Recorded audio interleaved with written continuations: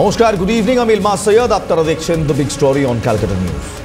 যে বাংলা একদিন শিল্প, সংস্কৃতি আর মাটির মানুষের লড়াইয়ের কথা বলতো, সেই বাংলার একাংশ আজ দাঁড়িয়ে আছে এক গভীর খাদে। আমরা কথা বলছি মুর্শিদাবাদের বেলডাঙ্গা ব্লক নিয়ে। সরকারি তথ্য বলছে বেলডাঙ্গার মানুষের জীবনের প্রতিটি স্তর আজ এক নীরব সংকটে জর্জরিত। অথচ এই সংকটের মোকাবিলা না করে আমাদের রাজনীতির রঙ্গমঞ্চে চলছে অন্য খেলা, ধর্মীয় বিভাজন আর প্রতীকী লড়াই। প্রশ্ন একটাই, মানুষের স্বাস্থ্য নাকি শুধুই ভোটের রাজনীতি? কোনটা এই বাংলার জনগণ প্রাধান্য দেবে? এই প্রশ্নটা দাঁড়ার না কারণ আছে। আপনি কি জানেন বেলডাঙ্গা ব্লক, এই বেলডাঙ্গাতে মাটির নিচে লুকিয়ে আছে এক নীরব ঘাতক বিষ। আমরা জলের কথা বলছি। বিশ্ব স্বাস্থ্য সংস্থা WHO অনুযায়ী পানীয় জলে আর্সেনিকের নিরাপদ মাত্রা হলো 10 মিলিগ্রাম প্রতি লিটার। কিন্তু বেলডাঙ্গা, সেখানে আর্সেনিকের সর্বোচ্চ মাত্রা রেকর্ড করা হয়েছে 1700 মিলিগ্রাম প্রতি লিটারে। ভাবুন একবার, WHOর সুরক্ষা মানদণ্ডের থেকে 170 গুণ বেশি আর্সেনিক, এই বিষ রয়েছে বেলডাঙ্গায়। এই বিষ সেখানকার প্রতিটি শিশুর শরীরে, প্রতিটি পরিবারের মধ্যে মিশে যাচ্ছে। যদি আপনি ভাবেন শুধু জলই সমস্যা, তাহলে ভুল করছেন। এই বিষক্রিয়ার সাথে হাত মিলিয়েছে আরও এক ভয়ঙ্কর শত্রু, অপুষ্টি কিংবা পুষ্টিহীনতা। সরকারি তথ্য বলছে মুর্শিদাবাদে 5 বছরের নিচে থাকা প্রায় 40% শিশুই স্টান্টেড, মানে দীর্ঘস্থায়ী অপুষ্টির শিকার। আর প্রায় 65% শিশু রক্তাল্পতা বা অ্যানিমিয়ায় ভুগছে। একদিকে আর্সেনিকের বিষ, অন্যদিকে রক্তশূন্য শরীর। এইভাবে একটি প্রজন্ম গড়ে উঠতে পারে আদৌ? দাঁড়ান, এই প্রশ্নগুলো কেন তুললাম বলুন তো? এই প্রশ্নগুলো তুললাম কারণ এখন বেলডাঙ্গায় কেউ আর্সেনিক নিয়ে কথা বলছে না, কেউ শিশুদের বেড়ে ওঠা নিয়ে কথা বলছে না, কেউ স্বাস্থ্য নিয়ে কথা বলছে না। মানুষ কি নিয়ে কথা বলছে শুনুন তাহলে। বেলডাঙ্গা যে বিধানসভার অন্তর্গত ভরতপুর, সেখানকার বিধায়ক হুমায়ুন কবির, তিনি না বলছেন আর্সেনিকের কথা, না বলছেন শিশু স্বাস্থ্যের কথা, না বলছেন শিক্ষার কথা, না বলছেন উন্নয়নের কথা। তিনি শোনাচ্ছেন মসজিদ আর কোরআন পাঠের বাণী। শুনুন। মাত্র 3 কাঠা জায়গার উপরে, আমার ট্রাস্টির জায়গার উপরে এত বিরোধিতা সত্ত্বেও আজকে ভিত্তি স্থাপন করছে। অনেক হসপিটাল হবে, বিশ্ববিদ্যালয় হবে, পার্ক হবে, হেলিপ্যাড হবে এবং একটা মুসাফির খানা হবে। এটা পূর্ণাঙ্গ রূপ দিতে যত কোটি টাকা খরচ হোক, মুর্শিদাবাদ সহ মালদা, উত্তর দিনাজপুর, উত্তর 24 পরগনা, দক্ষিণ 24 হুগলি, বীরভূম, 2 বর্ধমান, 2 মেদিনীপুর, প্রচুর মানুষ আর্থিক সহযোগিতা করবে। এই ইন্ডিয়ার একজন মুসলমান আগামী 1 মাসের মধ্যে 80 কোটি টাকা আমার এই সংস্থাকে দেবে। ইনশাআল্লাহ টাকার কোনো অভাব হবে না। সরকারের কোনো টাকার দরকার নেই। রাজ্য সরকারের টাকায় আমি মসজিদ করব না, এই মসজিদের পবিত্রতা নষ্ট হবে, এটা আমি কোনো মতেই গ্রহণ করব না। বিজেপি আজ নতুন করে হিন্দুত্ব করছে। বিজেপি বরাবরই হিন্দুত্ব তাস খেলে। ওরা দীর্ঘদিন ধরে রাম মন্দিরের এজেন্ডা নিয়ে ক্ষমতায় এসছে, 19টা রাজ্য দখল করেছে। বাংলা দখল করার জন্য তারা গীতা পাঠ করছে। আমি আগামী দিনে মুসলমানদের বেশি বেশি করে বিধানসভায় সিট জেতার জন্য কোরআন পাঠেরও আয়োজন করব। কোরআন পাঠ হবে, লাখো লোক নিয়ে কোরআন পাঠ হবে, তাদেরকে আরামসে খাওয়া দাওয়া করিয়ে। হে কেমন জনপ্রতিনিধি, লেডিজ এন্ড জেন্টলম্যান, এ কেমন জনপ্রতিনিধি? নিজের ব্লকের শিশুদের পুষ্টির কথা এনার মুখে শোনা যায় না। এনার মুখে শোনা যায় না আর্সেনিকের কথা। এনার মুখে শোনা যায় না সেখানে শিক্ষা বিস্তারের কথা। হাসপাতাল নেই, জানেন, একটা ঠিকঠাক হাসপাতাল নেই বেলডাঙ্গায়, সেই কথাও এনার মুখে শোনা যায় না। তবে এনার মুখে মসজিদের কথা শোনা যায়। আর ঠিক অপর দিকে দাঁড়িয়ে ভারতীয় জনতা পার্টির মুখে শোনা যায় মন্দিরের কথা। কিন্তু তাদের ইস্তেহারেও এই আর্সেনিক, এই শিশুদের অপুষ্টি, এই প্রেগনেন্ট মহিলাদের অপুষ্টির কথা শোনা যায় না। শিশুদের এই অবস্থার মূল কোথায় জানেন? এই মসজিদ মন্দিরের রাজনীতির আড়ালে। বেলডাঙ্গার আসল ছবিটা দেখবেন, সেটা খুঁজতে গেলে নজর দিতে হবে মায়েদের দিকে। পরিসংখ্যান বলছে গর্ভাবস্থায় মহিলাদের মধ্যে ৭৫.৫% হিমোগ্লোবিন 11 গ্রাম প্রতি ডিএল এর নিচে, অর্থাৎ প্রতি 4 জনের মধ্যে বেলডাঙ্গায় 3 জন মা রক্তাল্পতায় ভুগছেন, অ্যানিমিয়ায় ভুগছেন। অথচ এই বিপুল সংখ্যক মায়ের মধ্যে যাদের পরিস্থিতি গুরুতর, যাদের রক্তাল্পতার কারণে হিমোগ্লোবিন 7-এর নিচে, তাদের মধ্যে মাত্র 0.1% চিকিৎসার সুযোগ পেয়েছেন। অ্যানিমিয়া ম্যানেজমেন্ট প্রোগ্রাম সম্পূর্ণভাবে বেলডাঙ্গায় ব্যর্থ। এখন আসছে আসল প্রশ্ন, এই ব্যর্থতার কারণ কি? কারণ কাঠামোগত দুর্বলতা নাকি ইচ্ছাকৃত অবহেলা? আমি এই প্রশ্নটা আজকে তুলব, কারণ গত কয়েকদিন ধরে বেলডাঙ্গার কোনো জনপ্রতিনিধিকে, কোনো বিরোধী দলের নেতাকে আমরা বলতে শুনিনি এখানে পুষ্টির কথা হোক, এখানে শিক্ষার কথা হোক, এখানে হাসপাতাল হোক, এখানে অপুষ্টিতে যে মায়েরা মারা যাচ্ছেন, যে শিশুরা মারা যাচ্ছেন, তাদের জন্য কিছু করার হোক। শুনছি 300 কোটি টাকা নাকি আসবে, ধর্মস্থান বানানো হবে। শুনছি ধর্মস্থানের পাল্টা মন্দির বানানো হবে। শুনছি তার পাল্টা গীতা পাঠ হবে, তার পাল্টা কোরআন পাঠ হবে। আরে ভগবান বলেন, জীবে প্রেম করে যেই জন সেই জন সেবিছে ঈশ্বর। তো আম জনতাকে কি দিচ্ছেন? ডিসেম্বর 2023-এ মুর্শিদাবাদ মেডিকেল কলেজে মাত্র 72 ঘন্টার মধ্যে 14টি শিশুর মৃত্যুর রিপোর্ট করা হয়েছিল। এদের মধ্যে 9 জন নবজাতকের ওজন ছিল মাত্র 300 থেকে 500 গ্রাম। ডাক্তারি পোস্টমর্টম রিপোর্ট কারণ দেখানো হয়েছে গুরুতর মাতৃপুষ্টিহীনতা। এবং সবচেয়ে চাঞ্চল্যকর তথ্য হলো 2022-2023 সালে মুর্শিদাবাদ জেলায় নিবন্ধিত গর্ভবতী মহিলাদের মধ্যে একজনও প্রধানমন্ত্রী মাতৃত্ব বন্দনা যোজনা PMMBY তার সুবিধা পাননি। সরকারি নথি অনুযায়ী প্রজেক্ট আছে, সুবিধা শূন্য। এই কথাগুলো কোন ধর্মের গুরু বলছেন? কোন রাজনৈতিক নেতা বলছেন? কেউ বলছেন। ধরে নিলাম পুষ্টির ঘাটতি, কিন্তু চিকিৎসা পরিকাঠামোটা কোথায়? বেলডাঙ্গা ব্লকের জনসংখ্যা 3,19,000-এরও বেশি, আর সেখানে বেসরকারি ক্ষেত্রে বাদ দিলে মাত্র 10 জন ডাক্তার আছেন।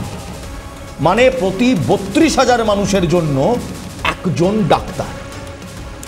বিশ্ব স্বাস্থ্য সংস্থা যেখানে 1000 মানুষের জন্য একজন ডাক্তার রাখার পরামর্শ দেয়, সেখানে এই বেলডাঙ্গায় 32,000 মানুষ পিছু একজন ডাক্তার।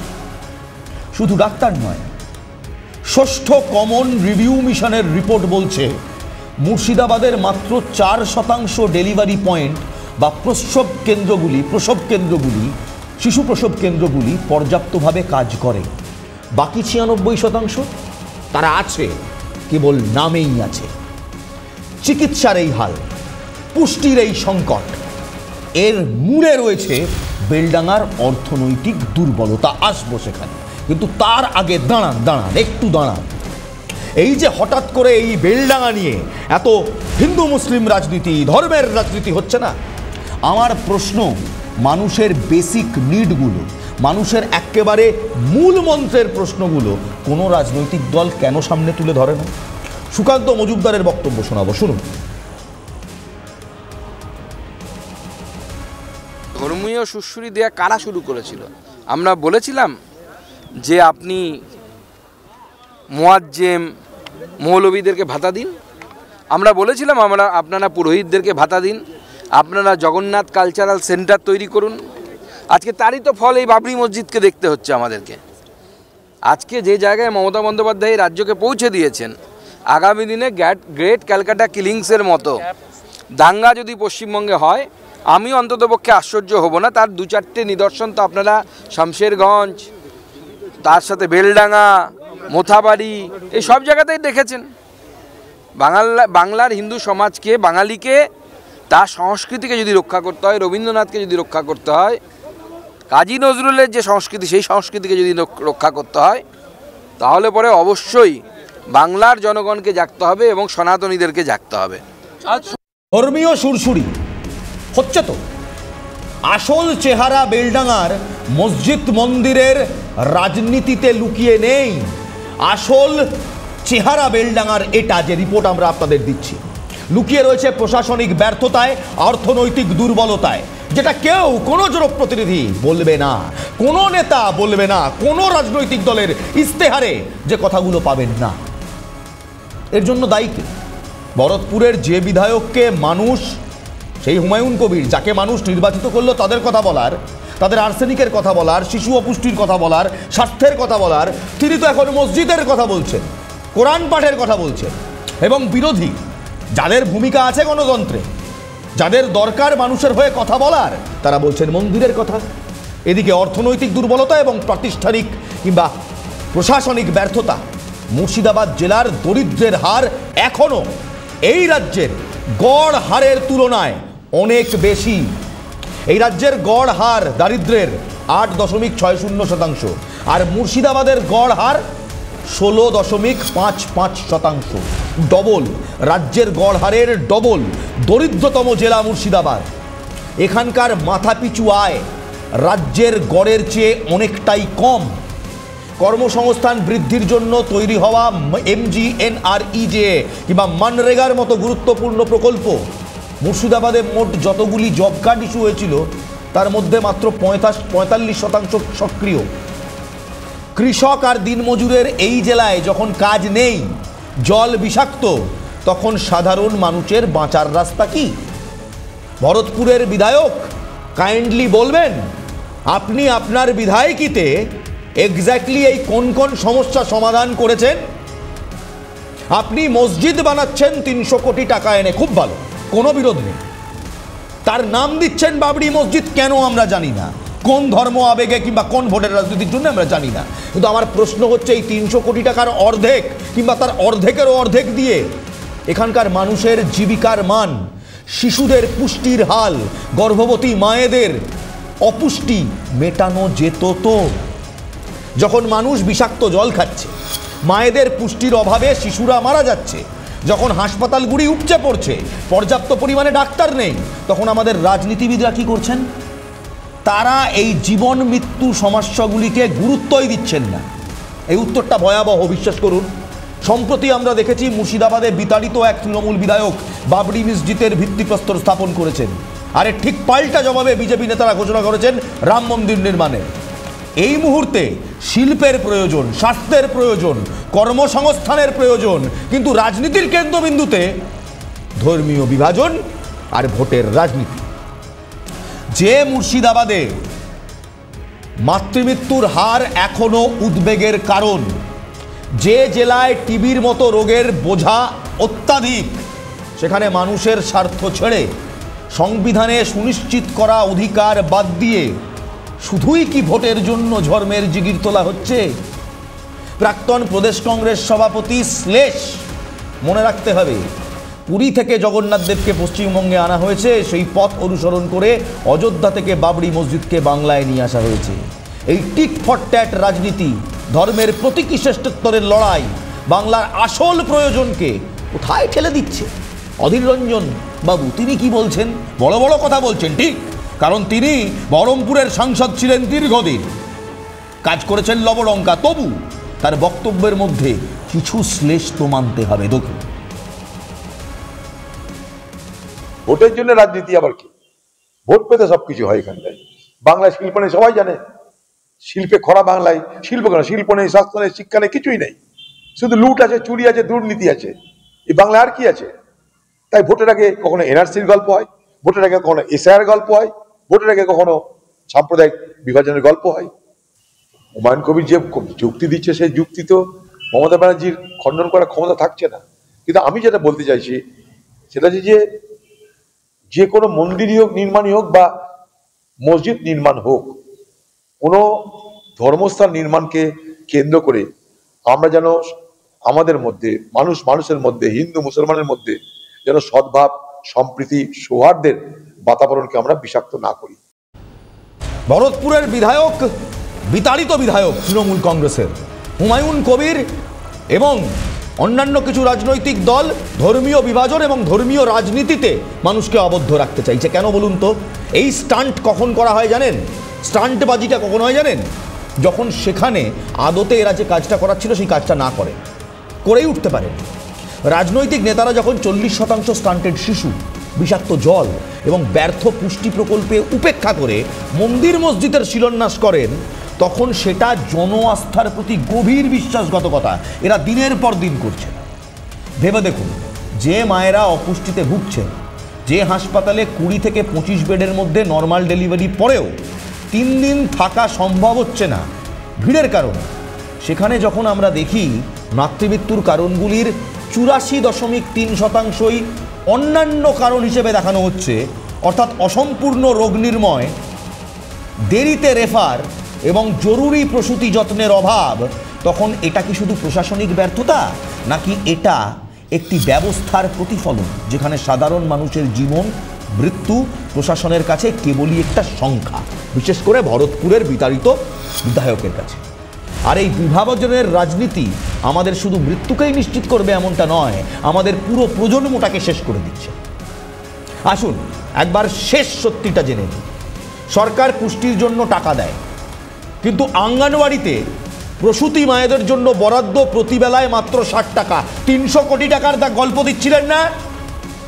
7 টাকা প্রতিবেলায় প্রসূতি মায়েদের জন্য বরাদ্দ, আর আপনি 300 কোটি টাকা 80 কোটি টাকার গল্প শোনাচ্ছেন হুমায়ুন বাবু। এই 7 টাকায় কি গর্ভ অবস্থায় একজন মায়ের জন্য বাধ্যতামূলক 600 ক্যালোরি এবং 18 থেকে 20 গ্রাম প্রোটিন দেওয়া সম্ভব? বলুন তো। 300 কোটি 80 কোটি টাকার গল্প শোনায় হুমায়ুন কবির, 7 টাকায় কি করে আপনার বেলডাঙ্গার প্রসূতি মায়েদের পর্যাপ্ত পুষ্টি আর প্রোটিন দেবেন? ওই টাকা দিয়ে মায়েদের সেবা করুন, আশীর্বাদ পাবেন, দোয়া পাবেন। অর্থাৎ প্রকল্পে কাগজে কলমে আছে, বাস্তবে লবডঙ্কা। এটাই হলো অ্যাকচুয়াল চিত্র, মূল চিত্র। এক পাশে রাজনীতির ধর্ম খেলা, অন্য পাশে 7 টাকার ভাতা। বেলডাঙ্গার আসল মন্দির এবং মসজিদ হওয়া উচিত ছিল স্কুল, হাসপাতাল, বিশুদ্ধ জলের ব্যবস্থা। এটাই হতো বেলডাঙ্গায় ধর্ম নিয়ে আসা।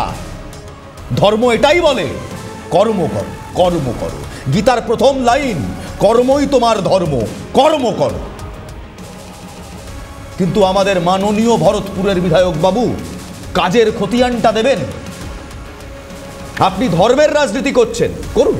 আপনি মসজিদ বানাচ্ছেন, কোনো সমস্যা নেই, করুন। কিন্তু 7 টাকায় মায়েদের পুষ্টি কি করে দেবেন? ওই 300 কোটি টাকার মধ্যে কি 1 কোটি টাকা দিয়েও তাদেরকে ঠিক করা যেত না? বিবেক থেকে প্রশ্ন করছি, মানুষের প্রশ্ন করছি, দম থাকলে উত্তর দেবেন। এই নোংরা রাজনীতি, যেটা মানুষকে চোখে ধুলো দিয়ে জনপ্রতিনিধিদের মিথ্যে কথা বলতে, প্রতিশ্রুতি ভাঙতে সাহায্য করে, তার মুখোশ আজ আমরা করি। বেলডাঙ্গার আসল ছবিটা দেখাবো, মানুষের দরিদ্রের ছবিটা, মানুষের অপুষ্টির ছবিটা, বাচ্চাদের শিশুদের স্টান্টেড গ্রোথের ছবিটা, অ্যানিমিয়ার ছবিটা, আর্সেনিকের ছবিটা এবং প্রসূতি মায়েদের জন্য বরাদ্দ 7 টাকা ভাতার ছবিটা। কথা হচ্ছে এই বাংলার, কথা হচ্ছে এখানকার মানুষের। ভরতপুরের বিতাড়িত বিধায়ক হুমায়ুন কবির 800 কোটি টাকা খরচ করে মন্দির বানানোর কথা তো বলছেন, মসজিদ বানানোর কথা তো বলছেন, উনি অবশ্য মসজিদ বানানোর কথা বলেছেন। উল্টে আবার বিজেপি সেখানে মন্দির বানানোর কথা বলছে। আমাদের কোনো সমস্যা নেই, মন্দির হোক, মসজিদ হোক, সব হোক। কিন্তু এই 800 কোটি টাকা, 300 কোটি টাকা, 80 কোটি টাকা, এত কোটি কোটি টাকার কথা শুনছি বেলডাঙ্গায়, বলতে খুব লজ্জা লাগছে। বেলডাঙ্গার প্রসূতি মায়েদের জন্য এখনও 7 টাকা ভাতা বরাদ্দ অঙ্গনওয়াড়িতে, প্রতিদিন পুষ্টির জন্য। আচ্ছা বলুন তো, প্রতিদিন পুষ্টিতে 7 টাকায় পর্যাপ্ত পরিমাণে পুষ্টি পাওয়া যায়? এই সত্যটা কি করে উপেক্ষা করবে? বেলডাঙ্গার মাটির নিচে আর্সেনিক 1700 মিলিগ্রাম প্রতি লিটার। WHO কিংবা বিশ্ব স্বাস্থ্য সংস্থার বলে দেওয়ার 170 গুণ বেশি। সেখানে আজ পর্যন্ত একটা ওয়াটার রিফাইনারি প্লান্ট হলো না। অপুষ্টিতে মারা যাচ্ছে শিশুরা, রক্তাল্পতা কিংবা অ্যামিনিয়া ঘরে ঘরে, আর্সেনিকের কারণে 20 শিশুদের ঘাড়ে যাচ্ছে, কিন্তু কেউ কিচ্ছু করছে না। কবিরা একদিন যেখানে মানুষের গান গাইতেন, সেখানে আজ ধর্ম পুঁতে দিচ্ছে বিভেদের বীজ। প্রশ্ন উঠছে, সমস্যা। 7 টাকা বরাদ্দ হচ্ছে একজন প্রসূতি মায়ের পুষ্টির জন্য, এদিকে সেখানকার বিধায়ক দাঁড়িয়ে 300 কোটি টাকা খরচা করে ধর্মস্থান বানাবার বাণী দিচ্ছেন। আজকে গণতন্ত্র কাঁপছে। যে বাংলায়, যে ব্লকে, যে বিধানসভায় একজন জনপ্রতিনিধি ধর্মস্থানের জন্য 300 কোটি টাকার গল্প শোনান এবং সেখানে সংখ্যাগুরু এবং সংখ্যালঘু মায়েরা অপুষ্টিতে গর্ভাবস্থায় 7 টাকা ভাতা পায় পর্যাপ্ত পুষ্টির জন্য, সেখানে এটা না ঠিক মানতে পারলাম না। যে বাংলায় মানুষের গান গাইতো কবিরা, সেখানে ধর্মের বীজ পুঁতে দিচ্ছে বিভেদের বীজ। প্রশ্ন উঠছে, সমস্যা যখন ভাত নিয়ে, সেখানে লড়াইটা হঠাৎ করে জাত নিয়ে কেন বড় হয়ে দাঁড়াচ্ছে? প্রশ্ন তো ভাতের, দুমুঠো ভাত দে মা, সেই ভাতের লড়াইয়ে জাত আসছে কোথা থেকে? রাজনৈতিক সফলতার মানদণ্ড হওয়া উচিত ছিল কতজন শিশু অপুষ্টি থেকে সেরে উঠল, কতজন মা সন্তান জন্ম দিয়ে সুস্থভাবে বাঁচলেন, আর কতজন যুবক সম্মানভাবে কাজ পেলেন। তা হয়নি। বেলডাঙার স্বাস্থ্য সংকট, আর্সেনিক দূষণ, চরম অপুষ্টি এবং অর্থনৈতিক দৈন্যতা প্রমাণ করে দিচ্ছে যে রাজনীতি তার আসল লক্ষ্য থেকে সরে এসেছে। যদি রাজনৈতিক নেতৃত্বরা, জনপ্রতিনিধিরা ধর্মীয় মেরুকরণ ছেড়ে মানুষের বস্তুগত অবস্থায় সেদিকে মনোযোগ না দেন, যদি তারা স্বাস্থ্য পরিষেবার অর্থায়ন, ডাক্তার নিয়োগ, পুষ্টি কর্মসূচির মৌলিক পুনর্গঠন না করেন, তবে এই অঞ্চলটি উন্নয়নের ঘাটতি চিরকালে আটকে থাকবে। বাংলার মানুষকে এবার সিদ্ধান্ত নিতে হবে, তারা কি বিভেদের বীজ মনে নেবেন, নাকি উন্নয়নের, স্বাস্থ্যের এবং বিশুদ্ধ জলের অধিকার দাবি জানাবেন। রাজনৈতিক দলগুলিকে অবশ্যই সাম্প্রদায়িক বাগাড়ম্বর ত্যাগ করে ঐক্য এবং সমৃদ্ধির বাস্তব পরিকল্পনা দিতে হবে। এটাই আজকে আমাদের বার্তা। আর একটা কথা বলে যাই শুনুন যাওয়ার আগে, সবাই তো রাস্তা থেকে, বাড়ি থেকে, বাজার থেকে গিয়ে জিনিসপত্র কেনেন। একটা কলম কিনতে গেলে না, আপনি দোকানে দাঁড়িয়ে 10 বার ঘষে ঘষে দেখেন কলমটা চলছে কিনা। 5 টাকার কলম কিনতে গেলে 5 বছর যে জনপ্রতিনিধিকে নিজের দায়িত্বে বসাচ্ছেন, তাকেও এবার যাচাই করুন। যাচাই করুন, ঠাপ্পা লাগানোর আগে যাচাই করুন যে যাকে ভোট দিচ্ছেন সে আদৌ আপনার কথা বলছে, আপনার ভালো ভাবছে, আপনার মায়েদের, আপনার শিশুদের উন্নয়ন, বেঁচে থাকার সুদীর্ঘ সুআয়ুর কথা ভাবছে, নাকি শুধুই নিজের রোজগার আর নিজের ভোট ব্যাংকের কথা ভাবছে। ভাবুন ভাবুন। ঋত্বিক ঘটক বলেছিল না, ভাবা প্র্যাকটিস করুন। ভালো থাকবেন, আর মনে রাখবেন, গণতন্ত্রে আপনি শেষ কথা, আপনার মাথায় কেউ বসে ছড়ি ঘোরাতে পারবে না। আপনি জনতা, আপনি জনার্দন। ভালো থাকবেন, ভালো রাখবেন। জয় হিন্দ।